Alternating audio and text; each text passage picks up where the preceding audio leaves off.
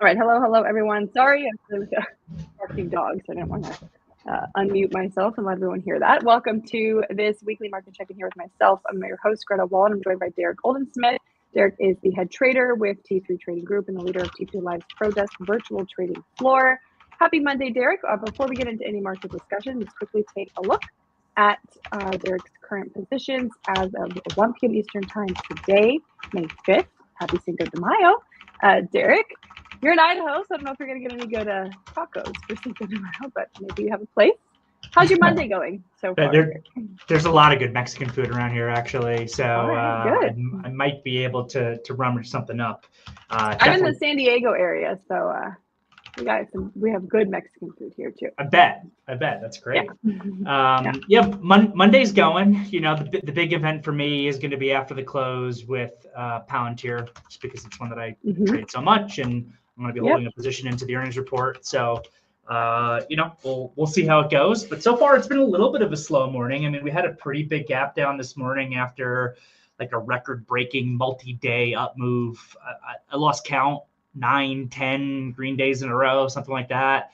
So maybe, just maybe, we can finish negative today at the time in which we're speaking here. The market's down 0.25%. So hard to say. There's been an incredibly strong underlying bid to this market that just doesn't really seem like it's going anywhere.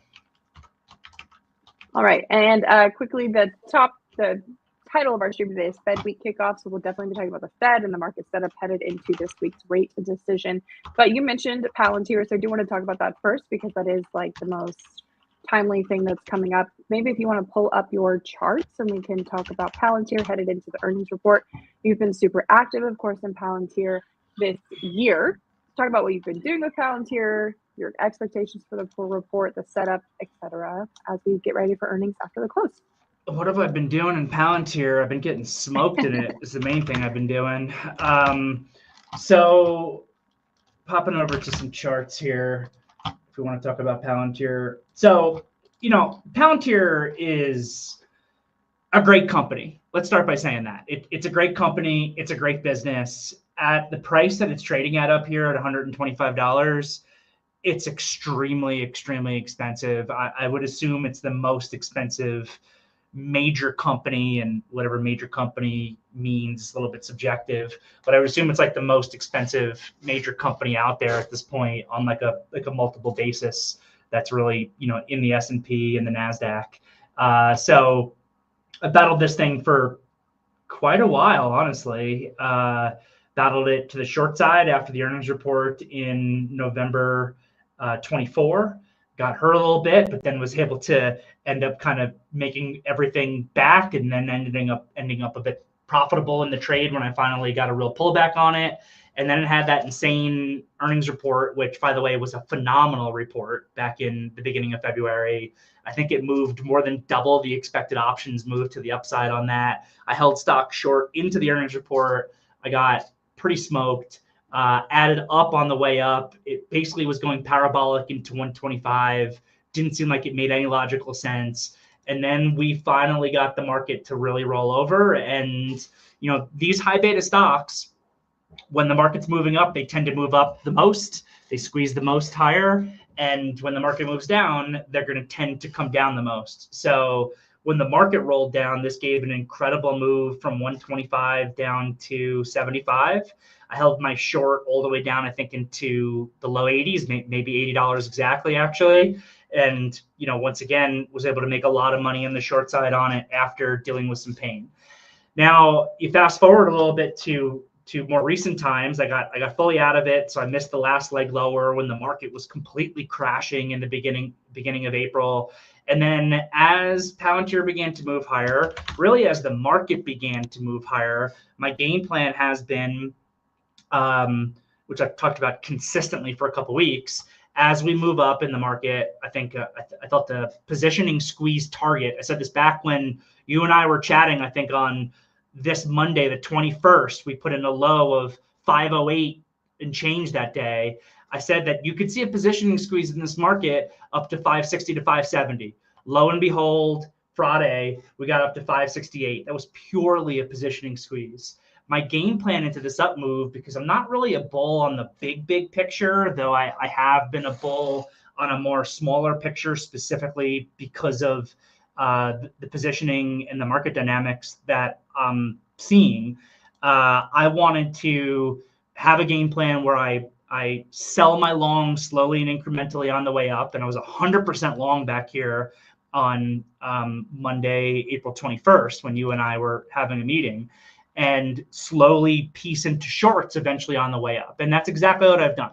I've done that with the S&P via leveraged ETF, SPXL. I've done that with TQQQ. I've done that with Tesla. And honestly, a mistake that I made was doing it in Palantir. And I didn't have a great reason for getting back into Palantir short, to be totally honest. It was really just, hey, I've got all these longs on. A bunch of them are like high beta growthy stocks. So why don't I put a short on that's also a high beta growthy stock? And you know what? I'm so familiar with trading Palantir. I've traded it so much. I might as well just do it again in Palantir. And that's been fine overall, because the market has done what I've expected. So my longs have paid me really well. But Palantir was probably the wrong name. It's just extremely relatively strong. And we saw that relative strength back in mid-April here, when it was trading between like $90 and $97. And in fact, I actually called out, even as I was short, I called out to the team a long in Palantir on April 23rd. So even as I'm short, I really hope that some of the people on my team are long, because this move has been incredible. The problem is the relative strength, and this is where my mistake comes in. I don't think that it's a mistake that I have this stock on as a short necessarily.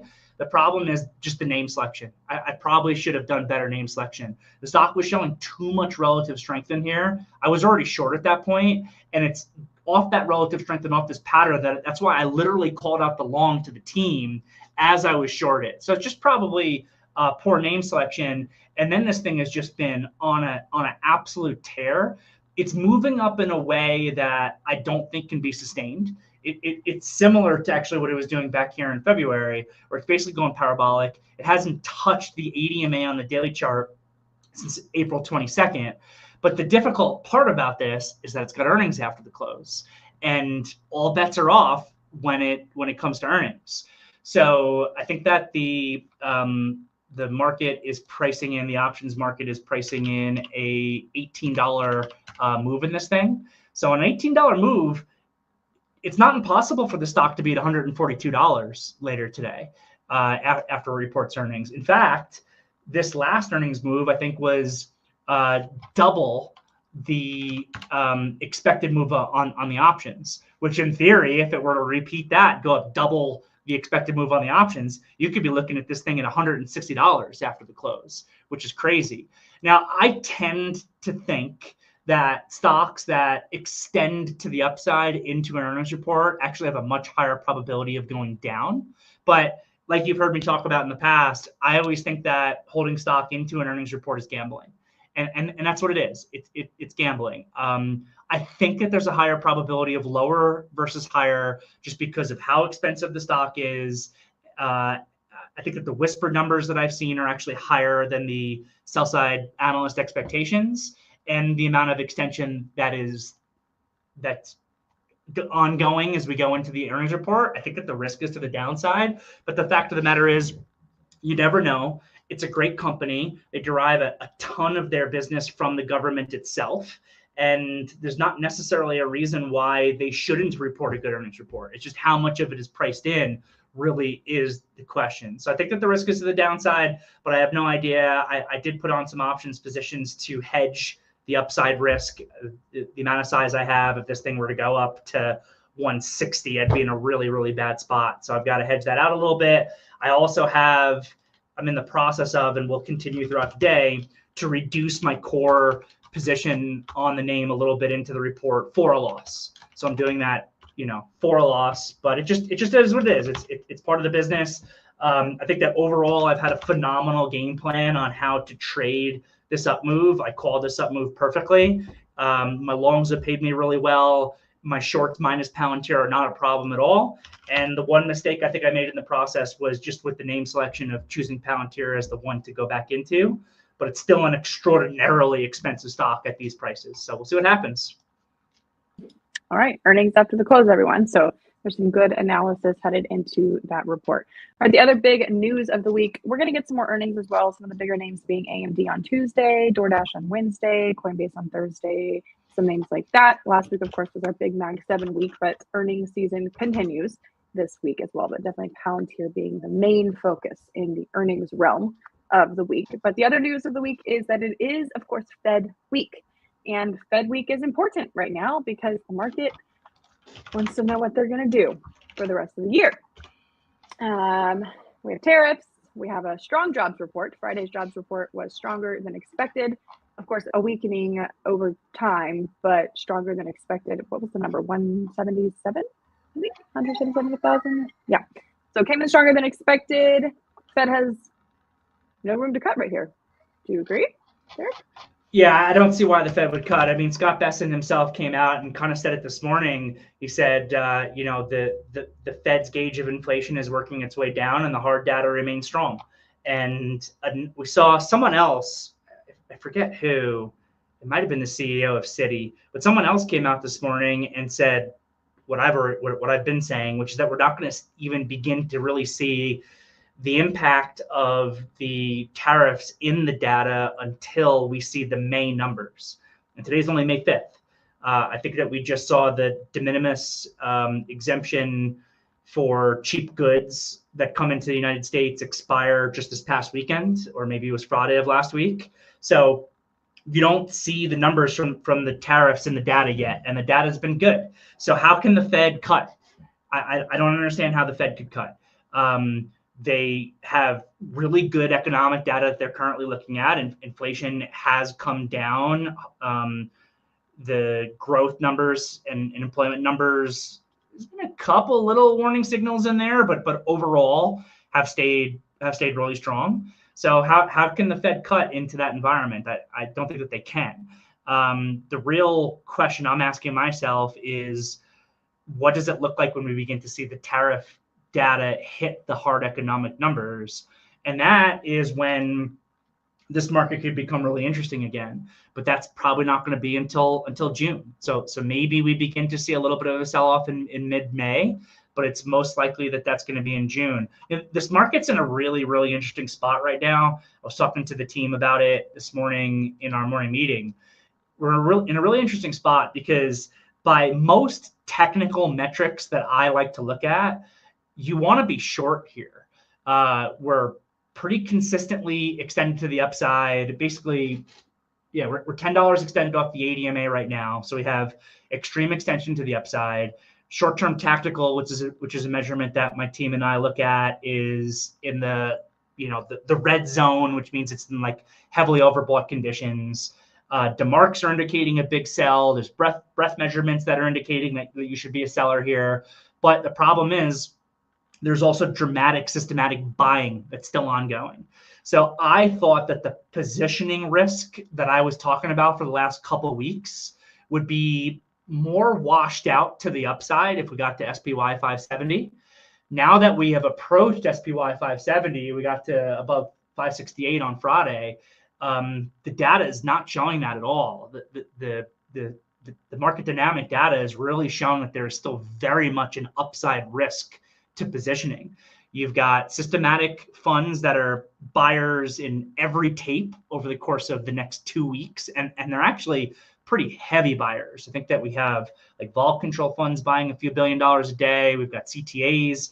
I haven't seen an updated number on the CTAs recently, but I assume that they're buying a couple $1 billion a day. At the same time, the buybacks are beginning to turn back on as we're getting through earnings season. So that blackout window where companies can't buy back their own stock around earnings is ending. So the positioning risk, and yet at the same time, there's not like there has not been a ton of long exposure that's been added necessarily from like the different hedge fund cohorts that are out there either. So it really does seem like there's going to be a strong underlying bid still in this market over the course of the next couple of weeks. That's not to say that we can't go down, but there's going to be a lot of downside cushioning from forced buying that happens into any down move. The only way that we can really go lower, I think more immediately, is through some sort of a catalyst, whether that catalyst comes from a really bad earnings report that the market reads through negatively, maybe AMD triggers a big semiconductor sell-off, or whether that catalyst is the Fed itself on Wednesday, if Powell just comes out and he remains really hawkish or something and the market doesn't like it. Without a catalyst, there's no real reason, despite the technicals that indicate to me to be a seller, for this market to push down. I think it's a matter of time in two regards. One is that as time moves by, that systematic buying will get bought into the market. So eventually we will lose some of that upside positioning risk.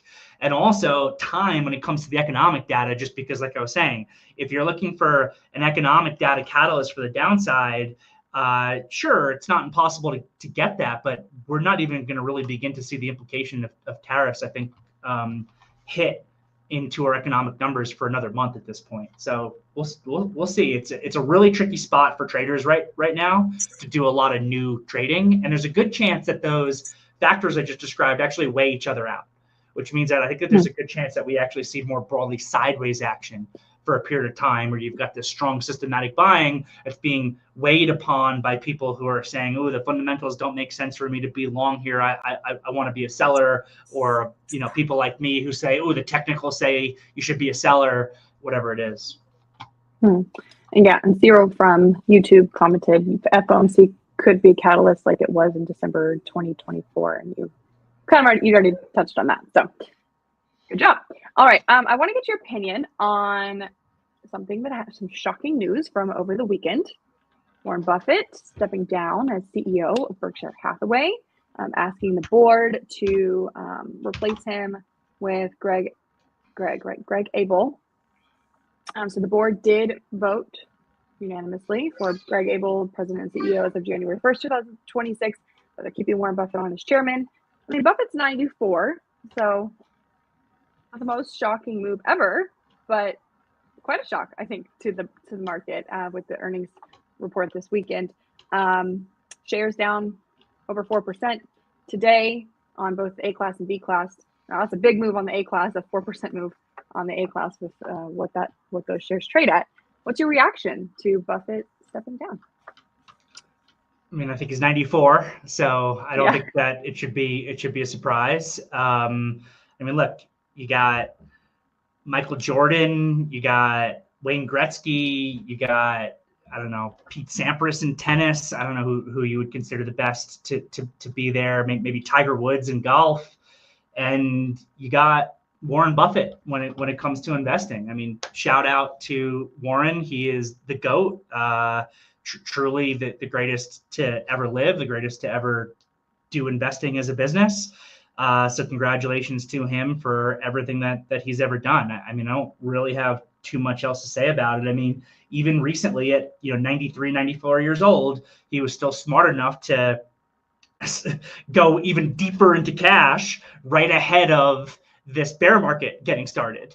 And I would really encourage everyone to just go and listen to what he said over the weekend, what he said on Saturday. Some really telling stuff in there from the greatest to ever do it. I mean, he still managed to sneak in some negative commentary on tariffs, which I respect, and he's just done a phenomenal job. It's time for him to pass on the torch.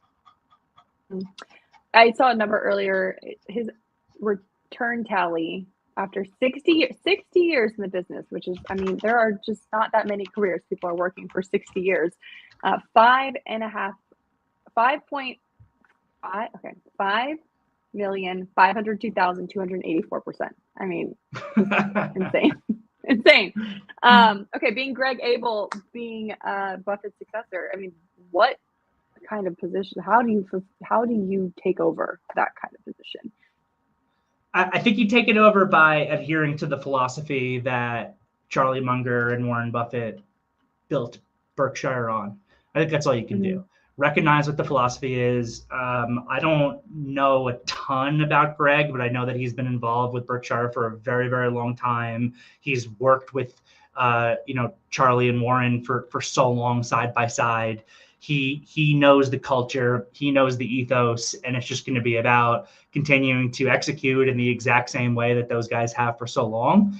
And there's a good chance that it was, Greg really pulling the trigger over there for a lot of these decisions from the last several years anyway. So it's, I think it'll be a relatively easy transition. And I don't really view this as a major negative for Berkshire outside of the fact that you are no longer investing with the legend himself. All right. Big shoes to fill for Greg Abel. All right, Derrick, I got your opinion on the big earnings news of the week, the big macro news of the week being the Fed. So let's talk about your current favorite setups and ideas, and then I'll let you go. Sure. So it's tough. I don't like a lot right now. I really don't like buying this market would be the first thing that I would say. I don't like buying this market. We've had a huge run in a short period of time. The spies are, roughly testing where we were on the Liberation Day. I'm concerned about some of the macro read-through that we're eventually going to see to the economy and the impact that that's going to have on the stock market. So I don't like new longs here. It feels very, very chasey to me. Even if we continued up to 580, which I would say at this point is not outside the realm of possibility, given the market dynamic and positioning information that I just went over. I do not like new longs here. The problem is that it is so difficult to be shorting right now, because you're shorting into a forced bid. I mean, we literally see it like in the tape every day. Sometimes we get a little bit of selling because of some extension, and then every day for 2 full weeks now, you just see this like underlying bid that's just steady and it's just constantly there. And it's not to say that we can't go down. We are extended. Technically, we could easily have a technical pullback to 555.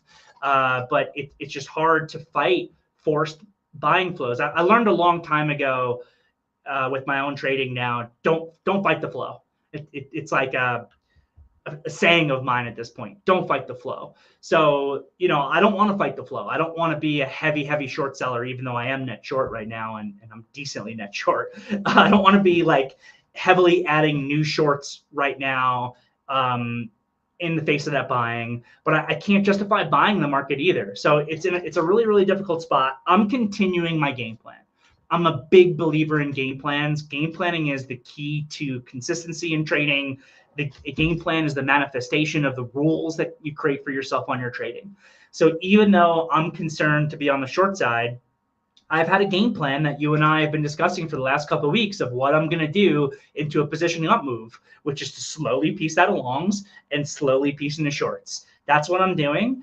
It's worked great for the most part up until, honestly, the last several trading sessions. It started to get a little bit more painful. Honestly, it's getting more painful from a psychological perspective than it is from a P&L perspective outside of Palantir, because I'm just annoyed at myself when I see that I'm down money on my shorts. When I'm like, these shorts that you have on, you had all this long exposure. If you didn't blah, blah, blah, blah, blah, put the shorts on, your P&L and your account would look even better than it currently is. That's bad trading psychology. That's 100% what that is. That is the wrong way to think. The right way to think is I have a game plan for myself and I'm going to follow it. With that said, a couple names. So I mentioned Apple as a short to the team this morning.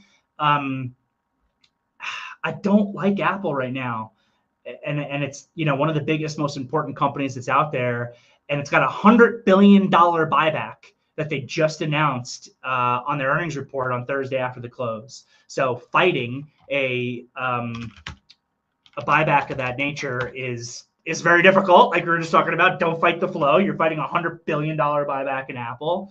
But the earnings report wasn't great from Apple. They're starting to have some issues with the court system, and that issue with the court system is going to potentially impact their services revenue. And they didn't provide any services revenue forecasts on the recent earnings report. And the services revenue, that type, I don't know how to describe this, but in markets value certain types of revenue more than other types of revenue for whatever reason, meaning they'll assign a higher PE multiple towards revenue, for example, that's coming from services, than I think that they would assign from revenue that's coming from like iPhone sales. So one of the reasons why Apple has actually been able to trade at a relatively elevated multiple has been because of the services growth. So if they start to lose that services growth, not only can they see revenue decline, but they can also see multiple compression. Now that happens within the confines of $100 billion buyback, so it makes it for a very difficult short. But I kind of have that on my list as a short. And then the other thing I was thinking about over the weekend is we just lost this de minimis exemption on tariffs, and that actually has a really big impact. If you asked me a week ago, I would have just been like, okay, yeah, PDD, they have Temu. That's who get hurts on that. And maybe Amazon a little bit, but Amazon has such a diverse business between AWS and everything else that they'll probably be able to get through it. But I actually think that there might be a much worse read through on some important companies than I originally had thought. So obviously it's a negative for Amazon, but it seems like I was diving a little bit into the Snap earnings report, and Snap withdrew their guidance, which I was initially complaining about. And I was like, oh, what are they doing withdrawing their guidance? Like, you guys are a software company. Why do you have to withdraw guidance? But it's because I guess a lot of their advertising comes from companies that are advertising these cheap products on the platform. So they get a lot of advertising revenue from people who are advertising these, de minimis exemption products. And they might really see that dry up. And that actually also impacts Meta. It also impacts Reddit. There's some analysts that are saying that maybe the revenue guide from Meta, which was pretty solid and definitely justifies this market movement higher, might actually not be something that's achievable based on the tariff situation. So Meta's tough. The chart looks pretty good here, although it's a little bit extended. But I kind of think you might be able to look at a Meta short. You might be able to look at an Amazon short. Apple we discussed already. Whereas like Microsoft, loved the earnings report for Microsoft. It's just too extended to chase it here, so I wouldn't do that. But it's definitely something I would keep on the short list as a potential buy. Man, that chart, the Microsoft chart, that gap is wow. Yeah. All right. I'm going to let you go, Derrick. Everyone who would like Derrick's free ebook, you can go to t3live.com/DOLive to get that. It's about prop trading, the benefits of prop trading, and how you can work with Derrick himself in the prop trading firm. That is T3 Trading Group. Derrick, good luck with your Palantir short tonight and the earnings report. That works out for you. Have a good night, and I'll see you next week. Thanks, Rita. Talk to you soon.